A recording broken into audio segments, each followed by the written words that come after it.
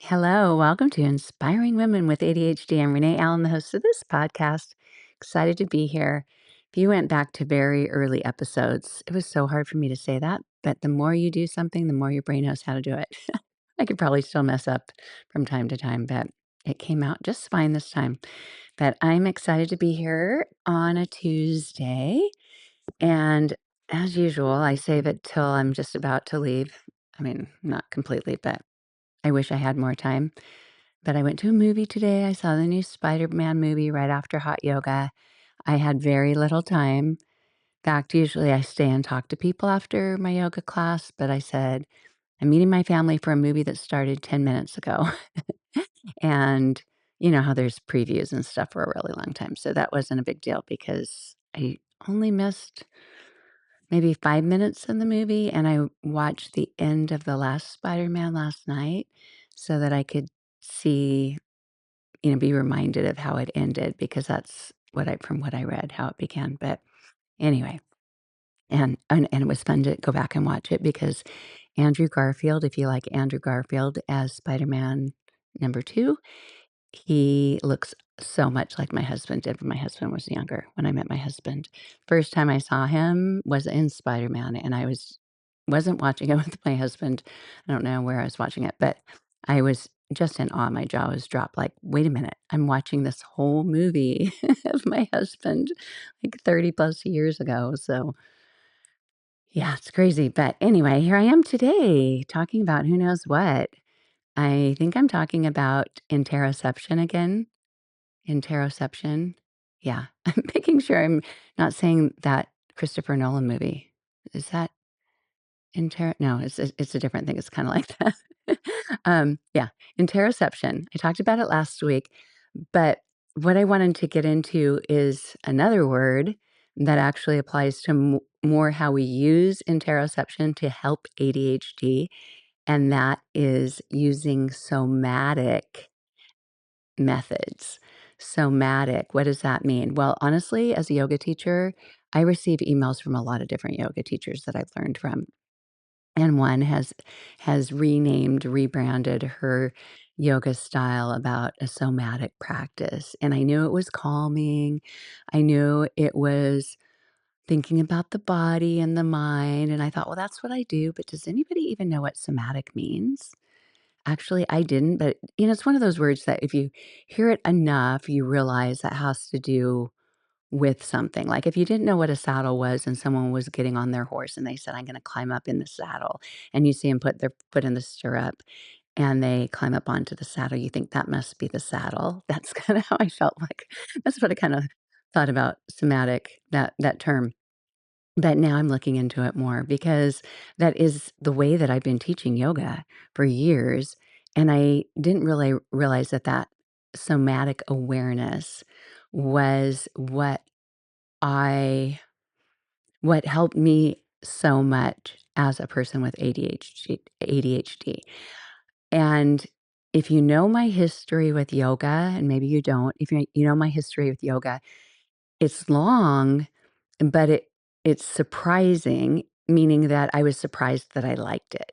I started out working out because I needed to lose weight. I needed to not have my back hurt. I needed to have energy. I needed to have a lot of this was after having a baby, but even before having a baby, I should go running. I didn't really love running. I should take a weightlifting class. I should do all these things when I was in college.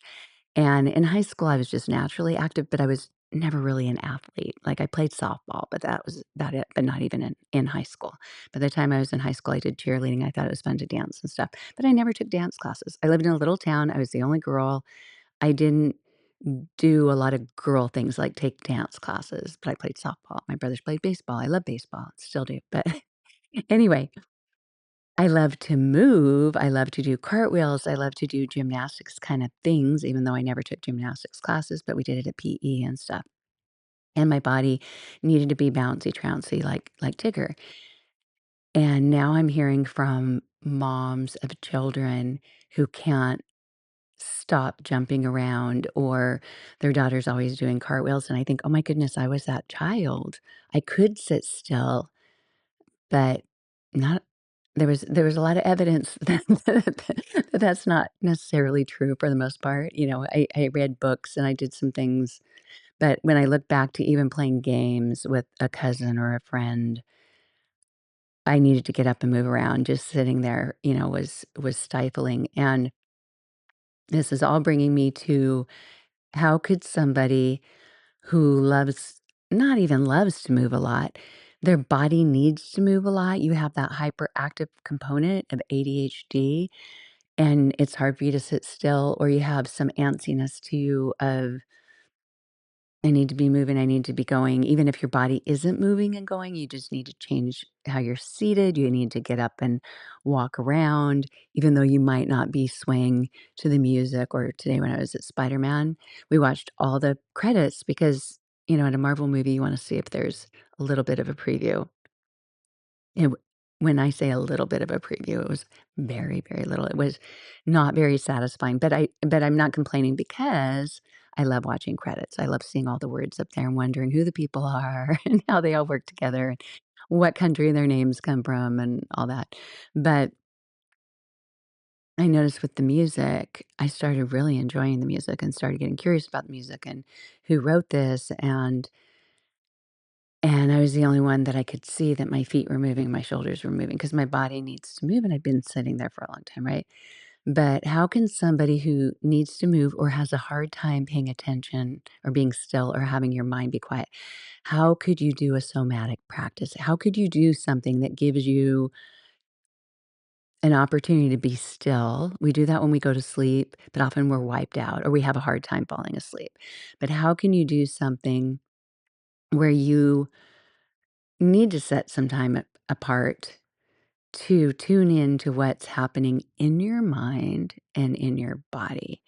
The mind part, even though we think of meditation or mindfulness often as being something that's really difficult to sit still. When I first tried meditation, I had a little plastic kitchen timer. They used to have some that were shaped like a rooster or chicken or something. Mine was just round and white with black little numbers on it. But it would wind up to maybe like, I don't know, 20 minutes, 10 minutes. I don't know what it was, but I liked the way it felt when you twisted it. And I would wind it up and go upstairs. Well, okay, the kitchen was downstairs. I was already upstairs, but I had to go downstairs, get the timer, bring it upstairs, and just sit with my back to the couch on the floor and just sit there cross-legged. I started for 5 minutes and I thought, knew nothing really about yoga, and just set the timer for 5 minutes and thought, I wonder if I can sit here for 5 minutes without getting up and with just breathing slowly. I had no training in any kind of yoga breathing or anything. And it wasn't easy. But I felt like it was a really nice way to start my day, and then I decided to see if I could up it to 10 minutes, and I have no idea what even motivated me to do this. I used to be a part of some video fitness forums, a couple different ones. Anybody who did that long ago, there was a one called VF, another one called Yaya's, Firm Yaya's, which is a long story. But if you are one of those people that were in those forums, reach out to me, it'd be fun to connect. But anyway, I that was my introduction to meditation, and I thought it was hard. So when I heard of somebody meditating for a half hour, an hour, or 20 minutes, or I didn't know what a shavasana was. That's the pose that people do at the end of a yoga class or a yoga session or yoga practice, and just be still. If that had been my introduction to yoga, you're going to be still and quiet for 10 minutes. That would have been hard well, I wouldn't have been drawn to it for one thing, because I can't even sit still to play cards, and that's more active. But once I did yoga and did that at the end, I found that that was the icing on the cake. That was ice cream with I don't like a cherry on top, but that was the dessert. That was the best part. And not every time was I able to be still. Not every time did I not get antsy, but very few times did I get antsy. And I always found a way to calm that antsiness. And that's important for us when we have ADHD for a lot of reasons. But one is when we're wound up and when we're tensed up, we're not going to perform as well in all situations. Some situations we will. And it's kind of fascinating to think about the nervous system, the parasympathetic nervous system and the sympathetic nervous system. Those states of fight or flight or the rest, relax, rest and digest, but I say rest, relax, be calm. And we tend to think of, oh, we need to be in the parasympathetic, that's the calm, because we're stressed out society, which is true. We're just always tense. We're always just going, going, going. We need to slow down. And yet people take vacations and they go to bed at night. And sometimes they take naps. There is some slowing down. But the point being is that we're in that mode of tension and stress more during the day than is good for our bodies or is needed in our bodies. And yet there's a purpose for it. And I've always thought of it as how do I act in a time of danger?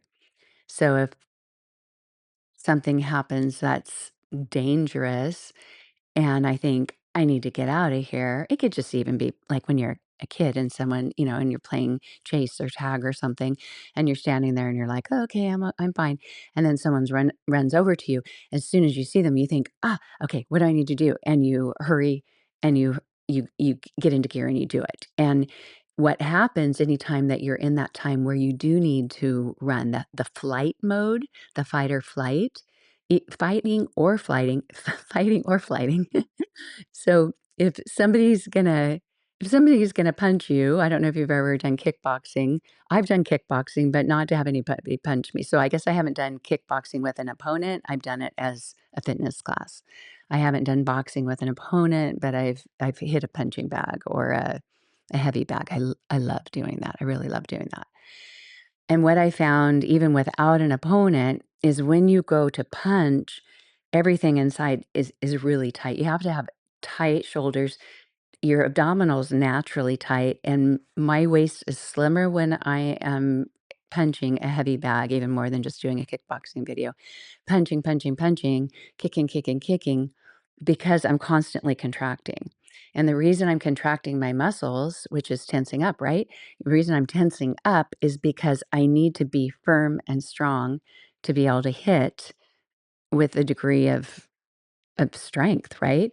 So when you need to run, you need to do the same thing. You think of, when someone's going to start a race and they say, I don't know if they still say this, but they used to say, on your mark, get set, go. And if you think of, if you're that person in that race, when they say on your mark, you're like, you kind of tense up like, okay, am I ready? Get set. And then you're ready again. You can tense up again and go. And then you can just bolt because you're just so ready and you're just waiting and waiting and waiting.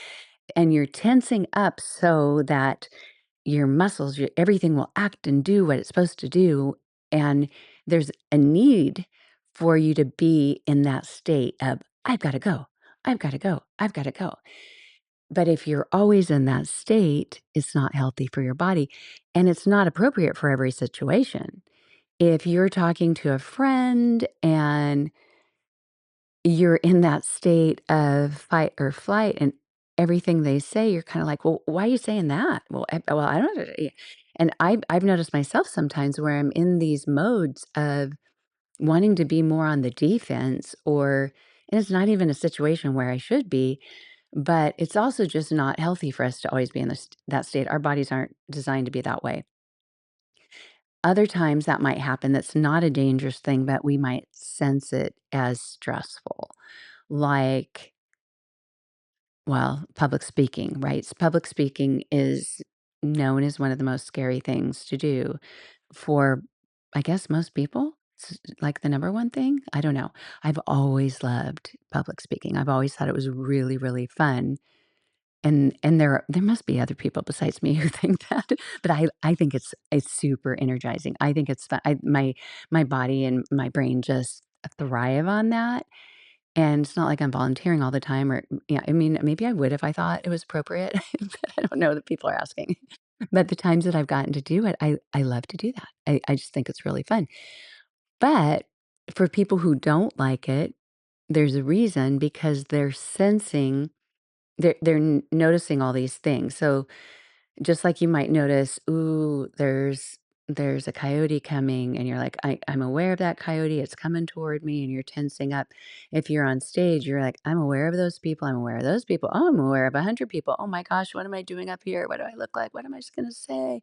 I'm going to mess up. You have all that heightened sensitivity and you're sensing danger. You're sensing it as being something that is scary, something that's frightening. And so your body's going to tense up. And as a result, you won't do as well with your speech, with your presentation, because you're not in a mode of being able to perform well. You can have an energetic mode, like you're gaining energy from it, you're excited to do it. I'm pumped up. This is going to be great. That's different from, oh no, this is horrible. I'm stressful. I need to get out of here. That's your flight or fight, flight, or freeze. I'm freezing. I'm stressing out. I feel that way when I play the piano in public, and it doesn't happen very often, but I used to get asked to play the piano at baptisms when my nieces and nephews would get baptized, and I'd be asked to play, and I played the piano at, like, growing up too and had piano lessons, but I didn't go far enough that I feel really confident about it, and I don't remember ever being afraid to play in a recital, b except for once, and maybe that was the last time I did. But I remember my mom told me that I was playing, and then while I was waiting for the next song, that I kept taking my hands and rubbing them on my legs, and I thought, yeah, they were getting, like, I wasn't sweating, but I think they were maybe that was a tension release, but I also think I was kind of feeling like they're not as dry, they're not gonna move like I want them to. And for some reason, I was sensing that as not a comfortable situation anymore, of not a joyous, I'm just going to play the piano and there's just people here to hear. And whenever I played at a baptism, and I kind of hated that they asked me to do it and played a song or something, you'd always have to play an introduction part where no one's singing with you. When they're singing with you, I wouldn't mess up, or if I did, nobody could tell that much. But in the little intro part or at the end, sometimes there's a few extra notes at the end of a song after someone says sings a word. And for some reason, I'd always get those last few notes wrong. Yeah, I'm clearly still having a problem with it. But because I was sensing it at some point as a situation that I didn't enjoy, it became more of a stressful situation. I didn't perform as well. And I've noticed that in the times that I'm very, very bumbly and very scattered in public. And I wouldn't just say, I mean, public sounds like, like you're at the store, you're at a concert, you're at a baseball game, you're out on a walk, there's people all around that you don't know. That could be it, but it can also even be around other people in a situation like I think if it's not like your natural place, like your workplace, your home place or something, in an unusual situation or not with people that you always have that experience with. Does that make sense? So, I mean, I guess it could happen with people you are always around, but at least for me, when I can't hold on to things that are in my hands, I drop things, I lose things, and it happens at home too for sure. But it's a greater tension when there are other people around. When now we don't really have change anymore, but in the olden days, and you're trying to find your how many dollars or your cents and stuff. It used to be that I could just do that and or get out a credit card and put it in, and for some reason, when other people are there and they're waiting, maybe that's it. Maybe I'm stressed out by the time element and I feel pressure from people who are waiting. Because if I go through the checkout, the self-checkout, I don't do that. Like, I think I have all the time in the world, yeah, there's a few people waiting, but there's 6 other registers that are self-checkout, and they're not just waiting for mine. And I just do the things, and it's easy, and now it's time to put these bags in my basket, and now it's time to take my credit card out. Do I have my receipt? Oh, they're emailing it to me, fine, and then I just go. But if I'm there with a person, an employee in front of me, and maybe somebody behind me, I bumble a lot more, and that's because I get into that more stressed place, that place in my body where my shoulders are tensing up, and And sometimes I'll stop and notice it, and sometimes I have to tell myself to do a few things. One might be just breathing more slowly, come on, just take this one by one. And usually I have to talk myself through the one thing at a time that I'm trying to do because my mind's trying to think of all the things that I need to do quickly.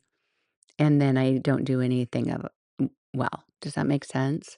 Like I can't find the credit card. And then when I do find the credit card, it falls out on the ground. When I go to pick it up, I hit my head on the cart and then I drop my bag. And then it's like my hands can't do what they're supposed to do because my head's trying to tell myself to do everything at once. And that's when, like I knock over a water bottle or whatever. And it doesn't mean it doesn't happen when it's not a stressful situation, but it certainly happens more in public, in a time where I sense other people are waiting, other people's eyes are on me, and there are a lot of reasons to sense stress besides danger, but just thinking of inconveniencing somebody or what they might think about you can be a sense of danger for us, especially if you have the rejection sensitivity or even just sensitivity of, I don't want those people to wait. I don't think they're mad at me, but I respect their time. So I need to hurry. And the more I try to hurry, the worse I make it be. The worse I make it be, the worse I make it. And now I've spilled something. Now they have to come and clean it up. Now they really can't come over here. And it's crazy that, I've been an adult for many, many, many, many, many years, decades. And yet something as simple as checking out at the store can be complicated. Not all of the time, but a lot of times it is. And whatever that is for you, if you have times it's time to go and you go out, get in the car, everybody's waiting for you. And then you go, oh my goodness, I didn't bring the keys. And then you go back in get the keys. And then you put your purse on the counter and you get back out. I don't have my purse. And, it can happen. You can just go back and forth with it. And even when I do that kind of thing, just to keep myself from tripping on the way back or whatever it is, all those disasters that can happen, the message that I give myself, even when there's just one thing to do, like, oh, just go back to the car and I went with my daughter and her kids to their swimming pool the other day. And I had all of the things and said, oh, should I get the book? Because I brought a book to read. And she goes, yeah, get the book. Well, when I go to grab the book, then I left my water bottle. And then we started walking, and I noticed my daughter had her water bottle, and I said, "Oh, I forgot the water bottle in the car." And the kids and my daughter were closer to the gate, and it probably wasn't a big deal, but in my mind, they're gonna have to wait a whole minute or 2 for me to take her keys and go back to her van and get the water bottle, and they're gonna get less swimming time. In my mind, that was monumental for a few minutes. And I had to consciously tell myself to calm myself down. It's okay. They don't mind. You're important to them. You can get your water bottle. I wouldn't care if somebody had to get their water bottle from my car. I'd say, sure, we'll wait. And yet, I don't want to inconvenience people. I don't want to have them do something that I know is because of my own brain glitches, right? And yet, my daughter and one of her children right now are both diagnosed with ADHD. They get it. We all have our things. And yet I can still be sensitive to that. So anytime that you find part of your ADHD or another reason for getting stressed out and sensing stress and having it impact just a few moments, but that can lead to something else because especially if you trip like I do. I don't need to have something like that get in the way of my ability to walk back to a car, go off a curb, and break my foot for the 4th time. I don't need that to happen, so, yeah, even though it might sound a bit psychotic, and I know I shouldn't throw around the word psychotic, but it might sound, that I'm overthinking all these things, I kinda have to be able to help myself through these moments, and I hope it helps you. And I you know, I always say these things like I think nobody else is going through this and they're going to think that's a little extreme, Renee. But honestly, when the more I go online and read from other women with ADHD, so many of us are going through this. So let me put my glasses back on. Let's see. Somatic awareness. So again, researching without AI. It's not that I have never used it or will never use it again, but I am being more selective and making sure I have some good resources. And I'm going to sip some water. So, pardon me, because I don't feel like pausing. Okay. So, somatic awareness, it's what I talked about last week with interoception, but instead of just noticing what's happening, body signals like, oh, my stomach hurts, or I just burned myself, second-degree burn on my arm. Those kind of things, that's noticing what's happening in your body. Somatic awareness is connecting the mind and the body and doing this in a way that's beneficial to your nervous system, that's beneficial to your overall well-being. I don't know where the word soma comes from or somatic. I can look it up, but I'm not going to right now. So it's a part of our well-being that is perceiving what's going on in your mind and in your body and interpreting it. And if I can think of anything that caused me to want to do yoga more than once the first time I tried it and want to do it again and again and share it with others, had no goal of being a yoga teacher, had no goal of doing yoga at all. But once I started doing that, and that's the way that I connected with yoga, is this is my opportunity to notice what's happening in my body, to experience what's happening in my body. We often ignore it. And I'm the only person who gets to do this. Like, I'm the only person that knows what it's like to be in my body and feel what it feels like to be this way. And it's important to do that. It's important for you to do that. And it's important for you to notice how your emotions come up when they do, how your brain works, how it's not working the way that you wanted it to. And when you have this awareness and then you make a little story with it or interpret what that means, once you start making those connections of, okay, I woke up late today and my morning didn't go well. That might seem like you could just see it on the surface, but then when you start to notice, how do I feel because I woke up later? Well, it might be that you feel better because you got more sleep, and maybe that's good. And you just change your night routine so you have less to do in the morning and you're noticing how you feel. And so that becomes your new routine. Or because you woke up later, you say, no, I really need more time in the morning. I'm more I'm more alert in the morning. I need that time. I need that quiet time before other people wake up. I know not everyone's like that, but those of you who are, if that's important for you, go to bed a little earlier so that can happen. And just noticing moods heightening when they're heightening, or anger about something that normally wouldn't make you angry. If you're more critical of other people than you used to be, I feel like I am. I hate that about myself. But I feel like I am. And that's something, and that's a good thing to be aware of, right? It is that I'm more critical in my mind. I'm not critical out loud, but I'm more critical in my mind. And I think, why are you doing that? At the same time, I'm also like understanding of a lot of people. So now I just need to, I guess you can be critical of the people that are not being kind. So we do need to judge some things, I think. The no judging at all, I think I need to judge because that's a safe thing to do. But anyway, yeah, noticing what's going on. So when we can sense and interpret what's going on in our minds and our bodies, then we can act upon it and help ourselves be more balanced mentally, physically, and be in a better state to handle what we need to do in life. And earlier, I had talked about how it's important to have times where our body acts prepared for a stressful situation, or it's time to go. Okay, I got to get up. I got to do this. And we're in that acting mode. I got to get out of here.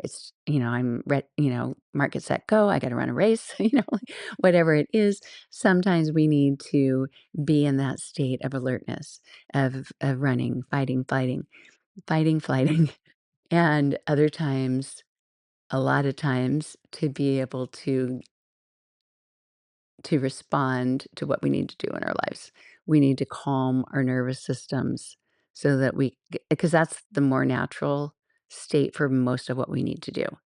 And if we're always in that high state of alertness, we're not going to be as healthy. We're going to get sick more easily, all those things. But we also might not be as pleasant to be around, and we might not be able to handle as much, even though it might feel like we're in a state where we can. Just understanding that somatic awareness and mindfulness are similar because somatic awareness does include noticing your thoughts, noticing what's going on in your mind. It's also what's going on in your body, sensing tension. Oh, there's my phone. It just beeped. Sensing tension, let me turn off my alarm super fast. Oh, that was my little notification from the app that I bought that was going to solve all my problems with ADHD. It's actually pretty good, but I just, was scheduling and stuff. But okay, I'm just going to turn that off. Um, they're similar, but the somatic awareness includes the body scanning, feeling, um, noticing if your hands are clenching, your shoulders coming up, your neck hurting, what's going on? Have I been standing too long? Do I need to lie down? Do I need to let my body relax? Sometimes when you lie down on your back, put your feet up or something, you really notice how tense you've been so that you can tell the difference when you're just letting go and let your body settle down. But sometimes it can happen not being still. You don't have to be still to have a somatic awareness. You don't have to be still to have mindfulness. You could just be in your kitchen trying to figure out what to make for dinner, and nothing sounds good and you don't wanna eat anything, and or maybe you're just, like, feeling like you have no ideas and, um, "All I wanna do is this, nothing sounds good," and just noticing what's going on in your mind, if it's going well, if it's not, you can rethink the situation. "Is it really important for me right now to make dinner? Can I just find something to eat that's quick and easy?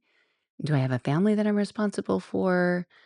Can I go buy something? Can I order something? Can I just make a smoothie?" Just noticing what's winding you up or how you're feeling, or if you're just feeling apathetic about it. Like, here I am having to eat again. I don't feel like eating. I'm kind of angry. Why do I have to stop and eat? I've got so much to do. Eating can be stressful when you, honestly, with ADHD, it is a big topic. And on Facebook, Reddit, different places I've been of, "What do you do when nothing sounds good? I don't feel like making dinner. I'm too tired to make dinner. I need food, but quick and easy." But doesn't mean I always make the best choices, but yeah. So just noticing in any time and even having a practice. So there are practices that can help you with this, like yoga, like sitting down and setting a buzzer for 10 minutes, or even going for a walk, getting fresh air, listening to a song, just listening to some relaxing music or energizing music. And, there are a lot of things that you can do, and I'm not going to cover them right now, but if you even just think of one, and and that could just be noticing what's happening in your mind without doing something different with your body, or noticing what's happening in your body. You usually need to be still for a bit to do that.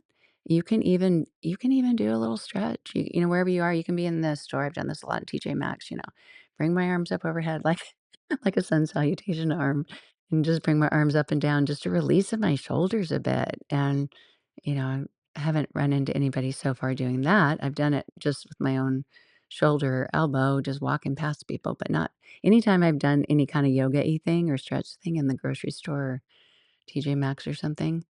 Never. I think I'm more aware at those points. Haven't run into anyone.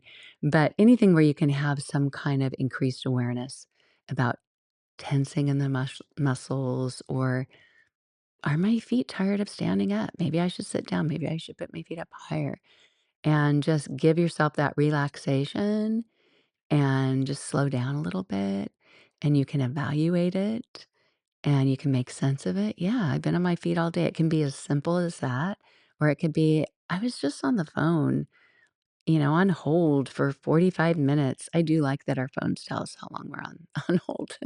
It's like getting a trophy at the end of the phone call. I was on hold for an hour and 11 minutes. I've had too many of those phone calls lately, but I'll talk about this a little bit more and the benefits of it and more specifically what to do. I can even guide you in some of those things. I love doing that kind of thing. But there are a lot of benefits that will help you with ADHD with the struggles that you have because as I mentioned in the last episode, the brain and the spinal cord, the whole it's all the same. It's all the same. So it's all part of that neurodevelopmental disorder that you have. If you have ADHD, it's all in there. It's all tied together with how our bodies respond, how they react, how we feel emotionally, and tapping into anything that we can recognize in our own bodies and see, oh, that's happening. We can see, is it a good thing? Yeah, it's good. I heard a noise and I got up and I ran and I took care of it. That was a good thing. You did your fight and flight when you were supposed to. And now I need to calm down. I need to read a story to my grandchild, to my child or something.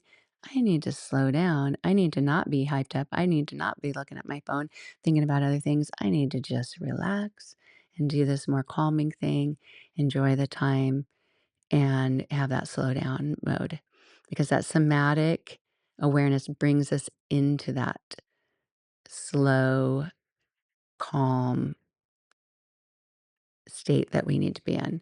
Which reminds me, I also want to talk about GABA. Have you ever heard of a supplement called GABA? GABA is actually something that's produced by our brains. And when we have more GABA, we're in a more calm state. And I was just reading about GABA and ADHD. It's the central nervous system's main inhibitory transmitter. It tells the overactive neurons to quiet down. Without enough GABA, or if it doesn't work properly, we might have a harder time calming down. So if you're worried that you can't calm down, it's fascinating because yoga actually helps produce GABA in the brain, which makes sense, right? There's a reason we're feeling more calm. There's a reason the nervous system's slowing down. But some of the things that help produce GABA are flexion and extension in the spine. Flexion and extension is bending one way, bending the other. So, like arching your back one way and then the other. Cat and cow. If you've ever done yoga, you're on your hands and knees, you lift up your head and your tailbone, it's like you're a sway back horse or a cow. That's your cow pose, and that's extension of the spine. And then flexion, you bring your face and your pelvis in, your back's lifting, that's your cat pose. You're arching the back the other way. Doing something as simple as that is producing GABA in the brain and it's helping your body be calm. Isn't that fascinating? It reduces anxiety. And it's kind of interesting because from what I read, the ADHD um, you might have problems with mood regulation, sleep quality, and stuff because of the GABA disruption or not having enough GABA. So kind of fascinating. But all of these episodes that I want to dive into this more the mind body connection and why it's important because that's what ADHD is. It's a mind body disorder. Fascinating, huh? Fascinating. So I think that's it for today. Thank you for being patient with me. I have just out of the shower hair. I haven't done anything. And I've decided it doesn't matter anymore. If I wait to, it's not like my hair looks great. Usually I just have it in a ponytail, but I still straighten it. And because Florida makes my hair curly. It wasn't curly before, but yeah. If I wait to look all to some standard to be on here and film it, then I'll never do it. I'll never do it, especially when I went and did hot yoga. Anyway, thank you for listening. I will be back. I don't even know how long this was because I think I did stop for half a second, and it won't tell me. But thank you, thank you, thank you. Oh, and I know it's taken me over a year, and when I've redone my website, um, I finally got my newsletter email sequence linked properly. So if you go on my website, renee-allen.com, and click on newsletter, it'll have a sign up. Or if you go to the bottom or on the homepage, I think you can get a free ADHD guide, understanding ADHD guide. All of those will put you in touch with me by email. We can be in touch and I can send you some little tips and support with ADHD. So that is it. I will talk to you later. Bye. Help other women find the show. Rate, review, share with someone you know. Help other women find my show. Rate, review, share with someone you know. Hurry before you forget.